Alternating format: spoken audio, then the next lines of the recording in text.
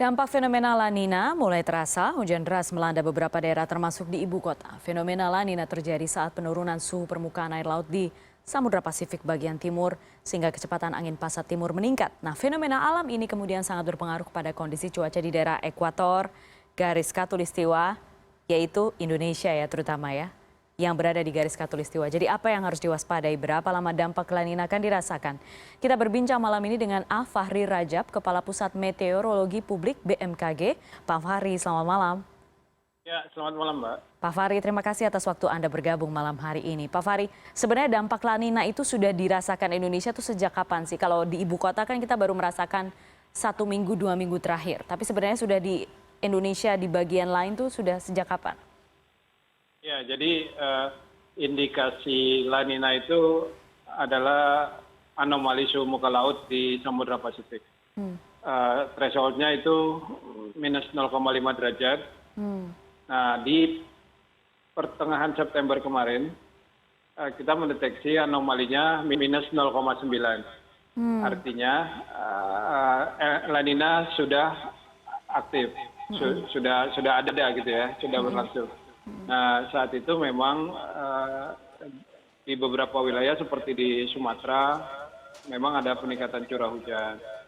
Kalimantan Barat juga ada peningkatan curah hujan. Kemudian di Gorontalo, Sulawesi bagian tengah itu juga ada peningkatan curah hujan. Jadi memang dampaknya terhadap peningkatan curah hujan ya. Cukup meluas, namun yang paling signifikan dampaknya itu di Jawa, Bali, NTB, NTT, Kalimantan bagian selatan dan bagian timur, Sulawesi dan Maluku. Itu yang kita perkirakan akan terkena dampak dari La Nina, yaitu peningkatan curah hujan. Pak Fahri, ini berarti kita masih baru berada di titik awal ya? Ya, jadi kita masih baru awal ya La Nina, dan diperkirakan akan mencapai puncaknya itu antara Desember hingga awal Februari. Itu berarti curah hujan bisa sampai seberapa banyak Pak Fahri, kalau misalnya dari skalanya? Ya, dari catatan kami, dari kejadian-kejadian La Nina sebelumnya ya, tercatat jumlah curah hujan itu ada peningkatan antara 20 hingga 40%. Jadi bukan tidak mungkin tahun ini juga ada peningkatan curah hujan sebesar itu. Akan semakin buruk menjelang bulan Desember hingga Februari, itu merata di seluruh wilayah Indonesia atau ada beberapa titik yang harus lebih waspada? Ya, mengingat saat ini kita belum memasuki puncak musim hujan, yang memang perlu kita waspadai adalah musim hujan kita saat ini berbarengan dengan aktifnya fenomena La Nina. Jadi jumlah hujan yang akan turun diperkirakan akan lebih banyak. Nah, di mana wilayahnya? Memang kalau dampaknya La Nina seperti yang tadi saya sampaikan ya, Bali, NTB, NTT, kemudian Kalimantan bagian selatan, Kalimantan bagian timur utara, kemudian Sulawesi dan Maluku. Tapi bukan berarti Sumatera hujannya akan lebih rendah, karena saat ini Sumatera juga sudah masuk musim penghujan dan curah hujannya juga tinggi di sana. Akan semakin lama akan semakin gerak ke timur gitu, Pak? Gimana? Semakin lama akan semakin gerak ke timur gitu artinya? Atau tidak bergerak ya, kalau ini bukan fenomena yang bergerak. Tapi suhu muka lautnya yang menyebabkan terjadi pengangkatan uap air yang menyebabkan tumbuhnya awan, itu relatif luas, terutama di Indonesia Tengah dan Timur. Oke. Tengah dan Timur ya. Bagaimana dengan pelayaran, Pak Fahri? Apa yang harus diwaspadai? Ya, sektor transportasi termasuk pelayaran dan juga penerbangan memang ini perlu menjadi antisipasi ya. Perlu kewaspadaan, terutama ketika memang terjadi kondisi awan yang kita sebutnya awan cumulonimbus ya. Itu berbahaya, cukup berbahaya bagi penerbangan dan pelayaran. Dan ini akan kami pantau terus. BMKG terus memantau dan menginformasikan secara perakiraan dan juga real time kepada stakeholder di bidang penerbangan dan pelayaran. Pak Fahri, jenis bencana seperti apa saja yang harus kita waspadai yang kira-kira akan terjadi akibat dari La Nina ini?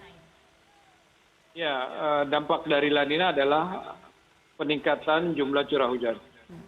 Nah, kalau jumlah curah hujannya meningkat dan lebih banyak dari rata-ratanya, maka dampak bencana hidrometeorologis yang perlu kita waspadai adalah banjir, banjir bandang, dan longsor. Itu yang perlu kita waspadai. Pak Fahri, kalau misalnya melihat potensi kemudian suhu permukaan air laut di daerah Pasifik sekarang, apakah BMKG sudah bisa memprediksi dampak La Nina sekarang bisa saja lebih buruk dari La Nina yang sebelumnya sudah sempat melanda Indonesia, pernah melanda Indonesia?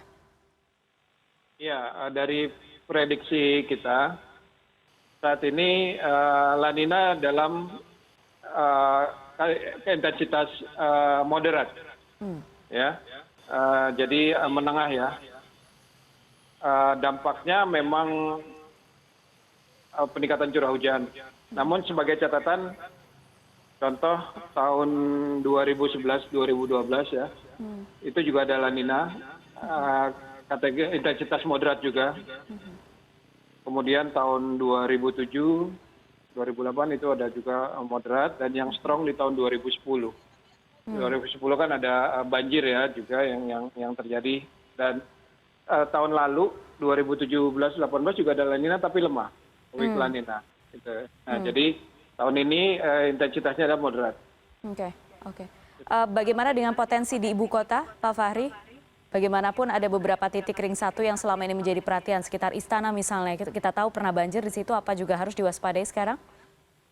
Ya, dari sisi curah hujannya memang kita tetap harus waspada, termasuk ke daerah Jabodetabek ya, DKI Jakarta. Nah, khusus untuk DKI Jakarta ada 3 faktor yang perlu menjadi perhatian kita. Pertama adalah hujan yang memang turun di atas Jakarta. Ini isinya tinggi ya di bulan-bulan ke depan. Kemudian yang kedua adalah hujan di daerah hulu.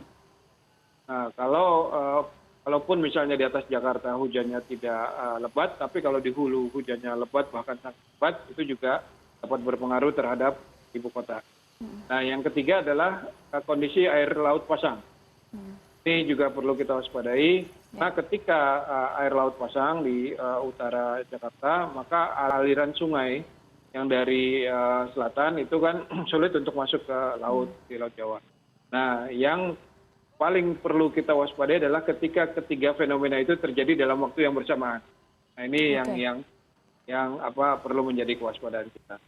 Oke, baik. Pak Fahri Rajab, Kepala Pusat Meteorologi Publik BMKG. Pak Fahri, terima kasih sudah bergabung malam hari ini.